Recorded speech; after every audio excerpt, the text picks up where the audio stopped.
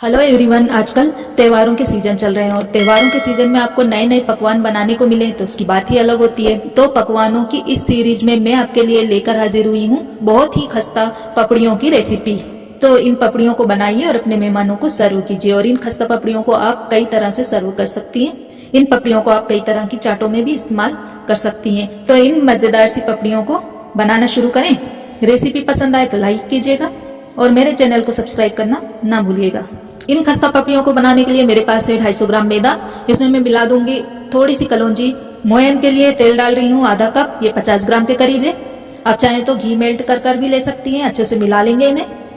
अब हम इसका आटा लगाएंगे। तो इसके लिए मैंने नॉर्मल पानी लिया है आधा कप के करीब और पूरियों से टाइट आटा लगाकर तैयार करना है इसका। थोड़ा थोड़ा पानी डालते जाएंगे और इसका आटा लगाते जाएंगे। अब देखिए इसका आटा लगकर तैयार हो चुका है। इसे हम ढक कर रख देंगे 10 मिनट के लिए, रेस्ट के लिए। 10 मिनट के बाद हम आटे को हाथों से अच्छा चिकना कर लेंगे। ये देखिए,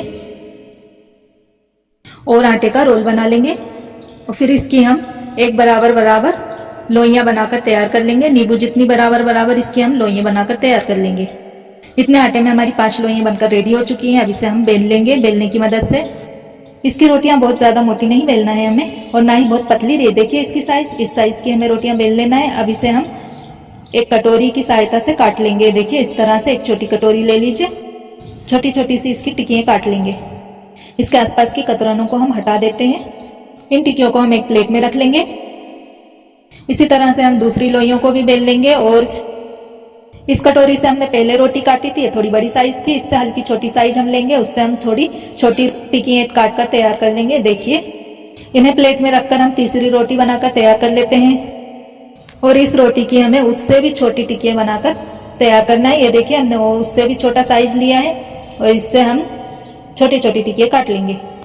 अब देखिए तीनों साइज की टिकियां बनकर रेडी हो चुकी है। अब इन टिकियों पर हम चाकू से फूल की तरह से कट लगा लेंगे। ये देखिए फूल की जैसे पंखड़ियां होती हैं उसी आकार में इसके में हमें कट लगा लेना है। बीच से इसे हमें काटना नहीं है, आसपास से इसकी पंखड़ियां बना लेना है। सभी टिकियों पर कट लगाते हुए हम फूल के आकार में बना लेंगे। ये देखिए इस तरह से इसकी 4 या 5 पंखड़ी बना लीजिएगा।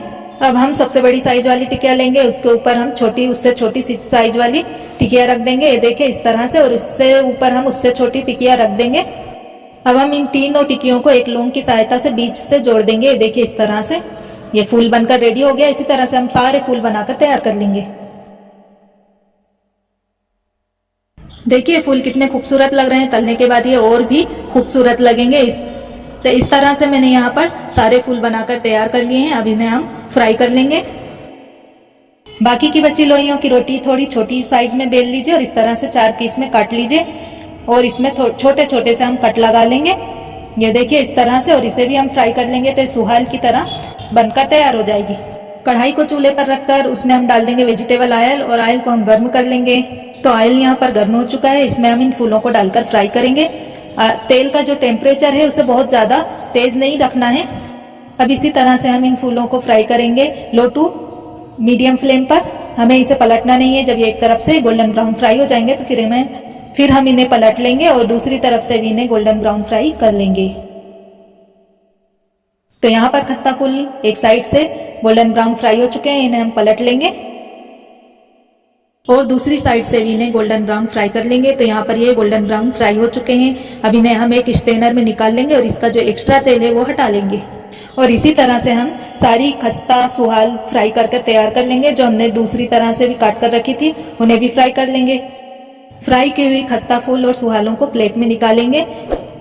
ये देखिए कितनी अच्छी गोल्डन ब्राउन फ्राई हुई है और बहुत ही खस्ता बनकर तैयार हुई है। एक सुहाल मैं आपको तोड़कर दिखाती हूँ। ये बहुत ही खस्ता है और क्रिस्पी, कुरकुरी और मुंह में घुल जाने वाली। तो इस त्योहार इन्हें बनाइए और अपने परिवार वालों के साथ और मेहमानों के साथ इसे एंजॉय कीजिए। यकीनन आपको बहुत ही तारीफ मिलने वाली है।